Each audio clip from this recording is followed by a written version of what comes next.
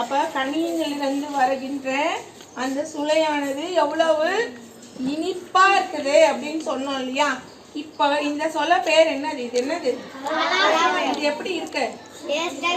இப்ப இந்த டேஸ்ட் எப்படி உங்களால உணர முடியுதோ அதே போலதான் தமிழை நீங்க வாசிச்சீங்கன்னா எப்படி இருக்கும்? சுவையா இனிமையா இருக்கும். யார் அப்படின்னு சொல்றது? அவர் பேர் என்ன?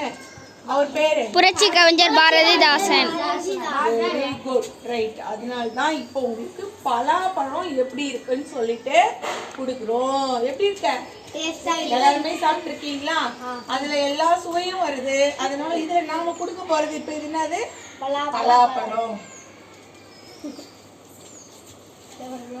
இப்ப இந்த பாட்டை இதே சுளைய அப்படியே ஃபீல் பண்ணி நீங்க என்ன பண்ணணும்? வீட்டுல போயிட்டு படிச்சுட்டு வரணும், அப்புறம் எழுதிட்டு வரணும். எத்தனை முறை எழுதிட்டு வரணும்? சொல்லிட்டே எழுதுனா என்ன ஆகும்? மனசுல நல்லா பதியும். அதுக்கு